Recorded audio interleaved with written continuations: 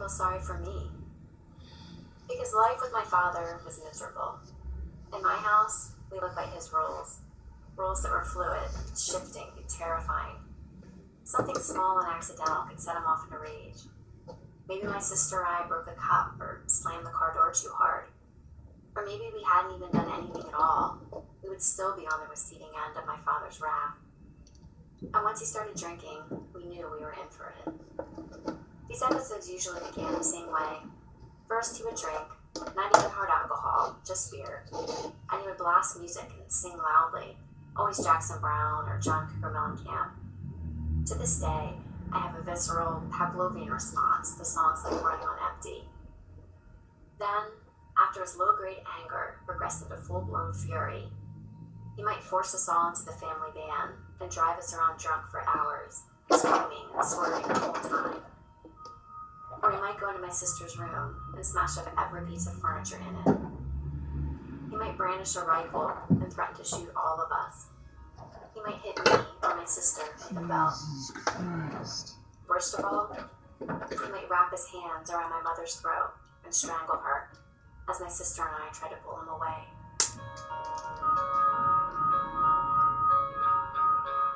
I don't know why it never occurred to me to call the police during any of this, but I never did. No one did. And things weren't at this level all the time, of course. Even on a good day, though, it felt like living in a child's version of war, just waiting to see if the bombs would start falling and wishing you had shelter.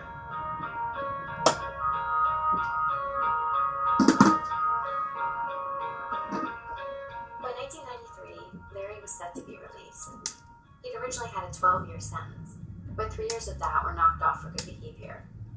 The judge could have given him 2 20-year sentences for both of the murders, but knocked it down to 12 years total, which shows how seriously the judicial system viewed Larry's troubled upbringing. In the end, he served 9 years. For a while, my parents had been talking about how Larry would have no place to live and nowhere to go. He would be on probation, and he would need a job. My dad was worried that Larry would be eaten up on the outside, that he needed guidance. How would he be able to forge a life for himself, especially bearing that notorious name that had been on the news, the name of a convicted murderer? And so, the decision was made that Larry would be formally adopted into our family. He would take our last name, and he would live with us in our home. There was never a big discussion about any of this. As with everything else, we were informed of the new plan by my dad after it had already been decided. I don't remember my mom saying much about it. That was how she was about almost everything, a silent bystander. It's the right thing to do, Dad said, and so that was that. But it didn't mean I was okay with it.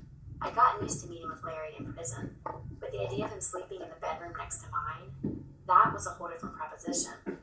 I had fantasies where some responsible adult would find out and say, "Oh my God, we have to stop this." I remember telling one of my girlfriends the entire story. She was shocked, of course, though she knew what my dad was like. But when she told her mother what my family was doing, her mother said, "Well, that's a very Christian thing to do." The outside world was never coming to intervene, to save any of us.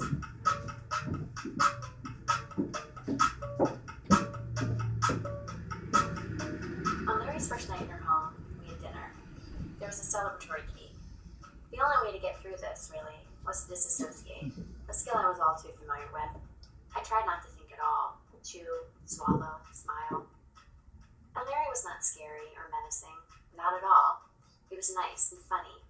I never had any fear that he would hurt me or any of us. It wasn't hard to forget what he had done, because he didn't seem to be thinking about it ever. He actually took me to the mall that first week. Neither one of us had a license, and we got lost on the way. But contrary to what my dad would have done, which is freak out and start screaming, berating me, Larry just laughed and got us going in the right direction. We didn't have a lot to talk about, just chatted about movies and music. When we got there, he bought me my first pair of Doc Martens. Looking back, what's most striking to me is that Larry, the man who had stabbed and bludgeoned his parents to death, wasn't nearly as scary to me as my own father.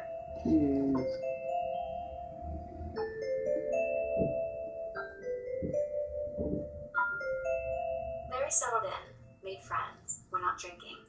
Mind-blowingly to me, started to date. And Larry's presence brought us a truly unexpected benefit. As he settled into his new life in our house, things actually seemed to get calmer in our family. Incredibly, my father stopped much of his old behavior. We could spill a drink at the dinner table and not have to cringe in fearful anticipation. It was like the outside world father, the one that smiled and was kind and funny in public, had somehow become the inside world father. My dad was good to Larry. He got him a job, they went out together a lot, saying they were going fishing, going to a bar, they grocery shopped together sometimes. There was roughhousing and laughter. My dad even had an addition built into our house for Larry, so that everyone would have more room. Eventually, though, my dad decided that our house still wasn't big enough, and that we would have to get a bigger, nicer house. So we moved. That year, even though we had never been on a true family vacation together pre-Larry, my parents took everyone to Disney World, although I said I had too much schoolwork and didn't go with them. I'm not sure if Larry ever knew the father I knew, if he suspected that the loving family that took him in echoed in any way the abusive homes he had lived in growing up.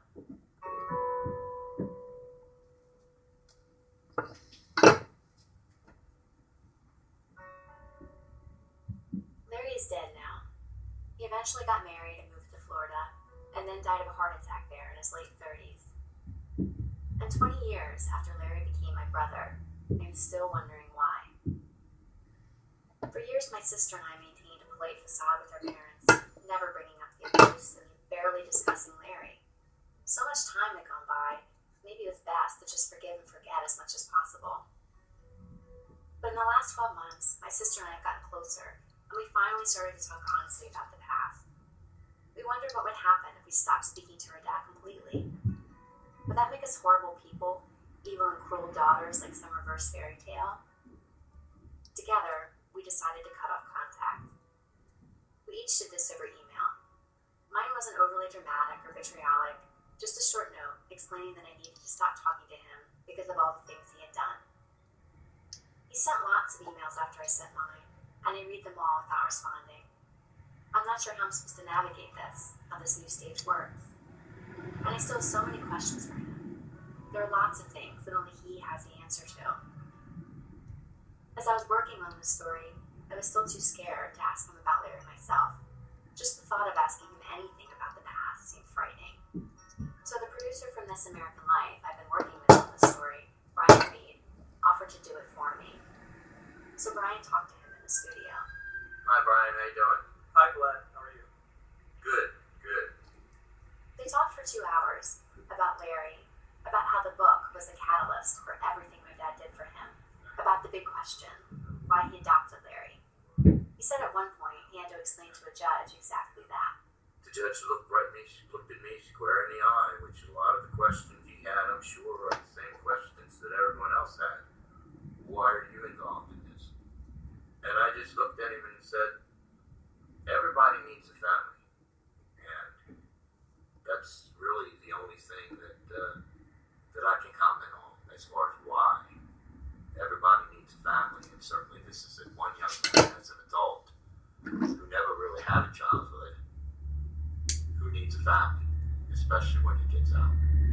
Now, so I need to ask you this just because, I read the book recently, Sudden Fury, and, you talking about Larry, you said something about this poor old Larry, and you clearly love him and are very sympathetic towards him. But when I read that book, I have some sympathy for him, for sure. He had a very challenging childhood that I find hard to imagine. But I also see a person who brutally stabbed his parents, hit his mother over the head with a maul, and sexually violated her. And so I find it very hard to think of him as poor old Larry. And I wonder, what did you identify with personally in that story? To the point where you it's one thing to read the book. Parental abuse, obviously.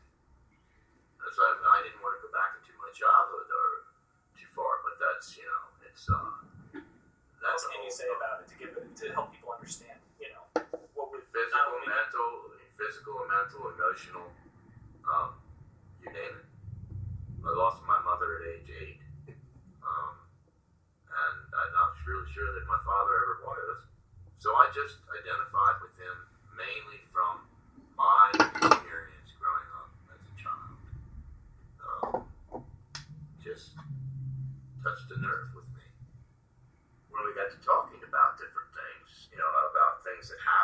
of certain foster homes, and well,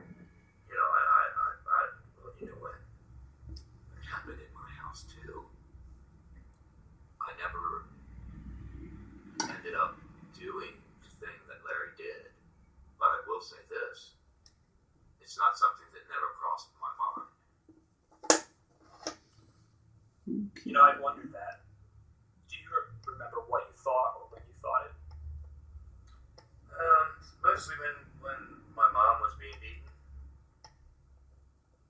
You don't like to watch that day after day, especially when you're 5, 6 years old, 7 years old. Another time that I can remember was he would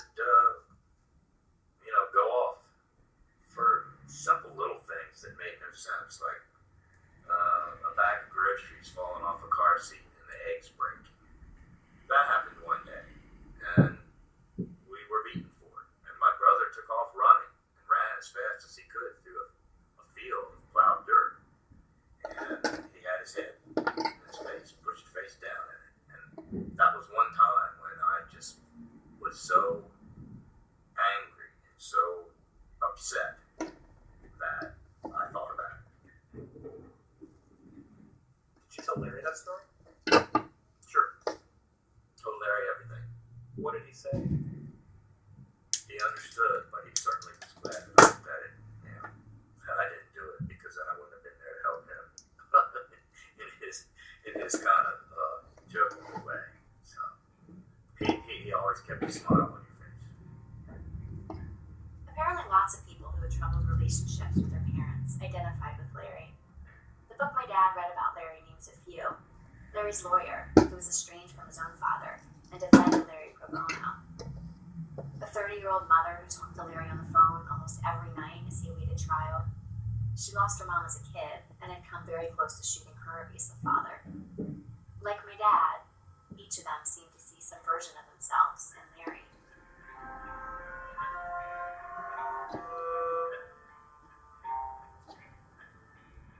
My dad spoke glowingly about Larry.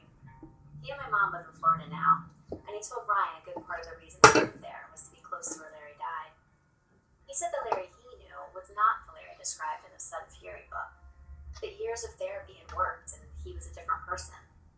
He explained how honest Larry was, how generous he was, and how appreciative he was of what my parents did for him. Brian also asked my dad some sensitive questions about how he behaved during my childhood to give him the chance to tell his side of the story. My dad categorically denied that he was abusive when I was growing up. He denied getting drunk and smashing furniture, driving us around and yelling, or strangling my mom. He denied hitting my sister and I with a belt. He denied waving around a rifle and threatening to shoot us all. No. Those things never happened. I don't know why she would say those things.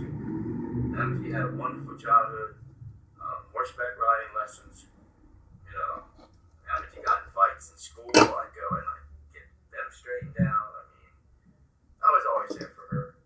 There's different levels of abuse, but you're talking about 100% level in my case, and 0 in hers.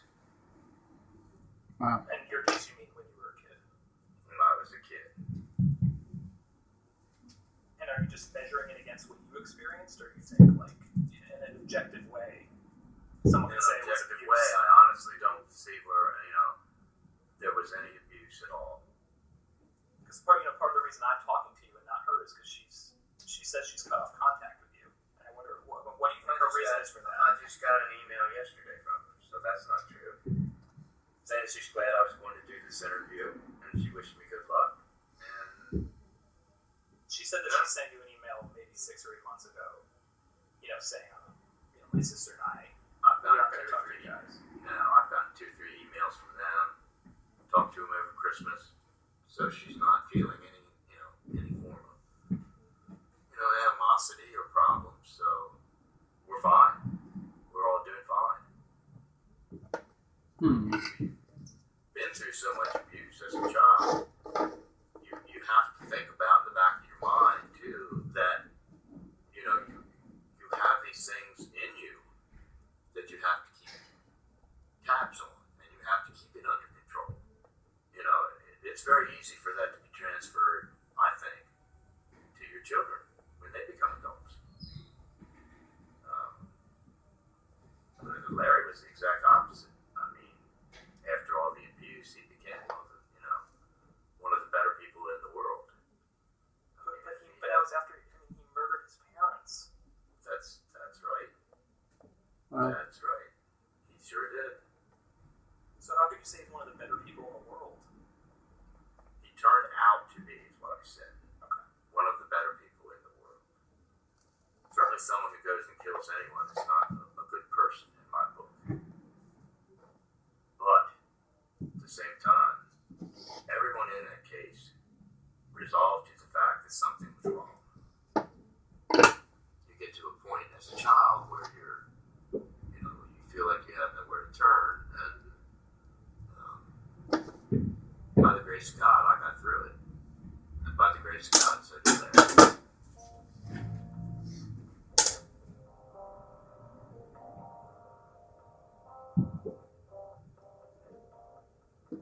Obviously, this is really hard for me to listen to. This abuse happened to me. My sister and a childhood friend who witnessed my dad's behavior both corroborate my memories of him. My sister remembers the same instances of physical abuse. I did send my dad 2 brief emails to set up this interview with Brian, and one right before the interview to decline a check that my mom had sent me for Christmas. But we did not talk over Christmas. We were not in any kind of regular contact, and we are not, in my or my sister's opinion, doing fine. What's perhaps most horrifying is this. So many of the comments my dad makes about what it's like to see your mother be hurt every day, or feeling you've nowhere to turn, I mean word for word, could have easily come out of my own mouth. There's a story my father says he doesn't remember from when I was 10. He was beating and choking my mother in the bathroom, and I couldn't take it anymore. I grabbed a pair of barber scissors, ran up behind him, and literally stabbed him in the back between his shoulder blades. The scissors just stuck there, embedded in the muscle. He threw me off him, and at least for the time being, he left my mom alone. It wasn't a life-threatening wound or anything. I wasn't thinking that I wanted to kill him. But I do remember the intense fear I felt for my mom, and that I just wanted him to stop. And I was willing to stab him to make that happen. My dad's conversation with Brian did help shed light on some things for me. I always thought my dad's reason for adopting Larry, even if it was a subconscious one, was a misguided attempt to start over with a new family member, to right the wrongs he had done us. But after hearing the interview, I think my dad's motivation to adopt Larry was much more about his relationship to his dad than it ever was about his relationship to me, my sister, or my mother. A few months ago, I got an email from my father that I'm still not sure what to make of. Sometimes when I read it, it breaks my heart, and other times it makes me incredibly angry. It feels manipulative. He sent it to both my sister and me. My girls, it started. I want to tell you a story that I hope you will both think about hard and maybe take to heart. He went on to describe, in really frightening detail, the same story he mentioned to Brian, about the day he and his brother broke some eggs, and his father beat them for it. Then he got to his point. Even though I've not forgotten all the things he did to us, I overcame my bitterness of him and soon became to even love him. I had sworn I would never see my father again after I grew up, but was able to carry on and be decent when he was around. Being able to leave the bitterness behind was my greatest accomplishment, even though I do not have many. I'm here to tell you that things that I did were bad to you both. I regret and feel guilty all the time for being a bad father. He said that at the least we should visit with Mom. Miss you both very much, he wrote. Love, Dad.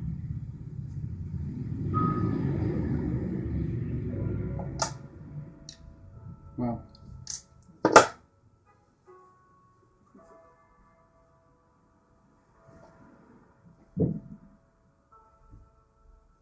Anthony Bitzel. She's writing a memoir for which she's looking for a publisher.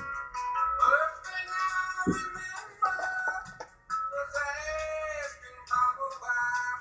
Oh, there were many things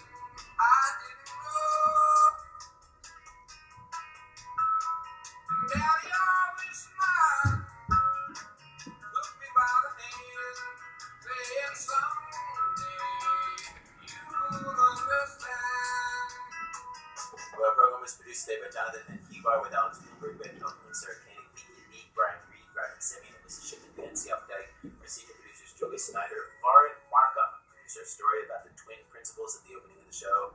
Production help today from Thea Bennett.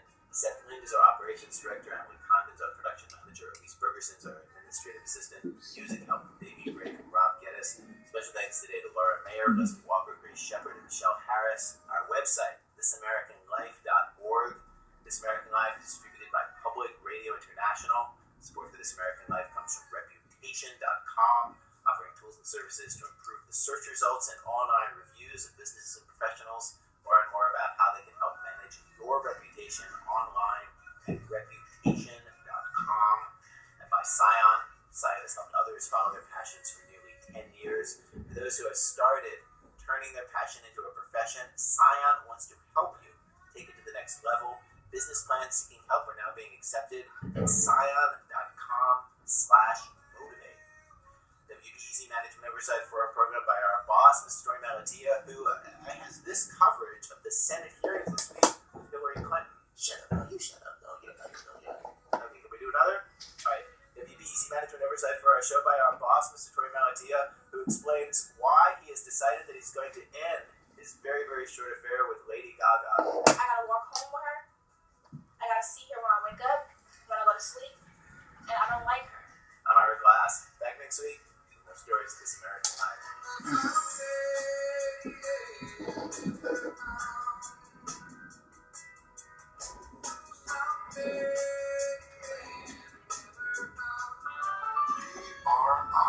Public Radio International.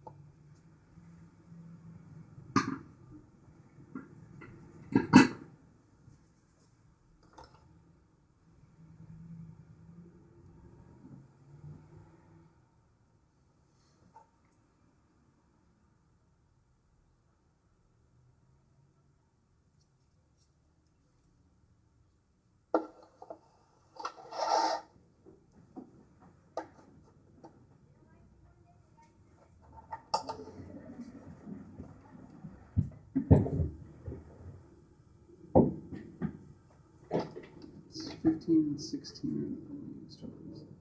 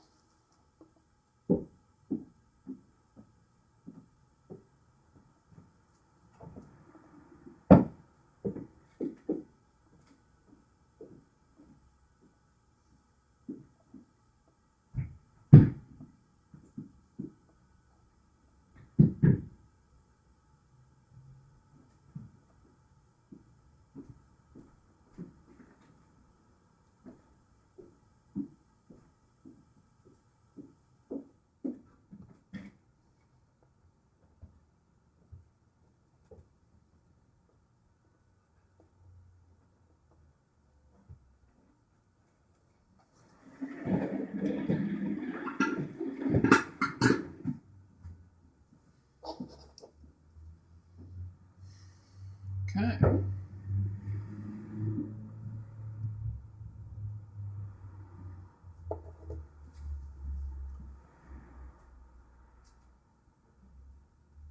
Electronics are assembled.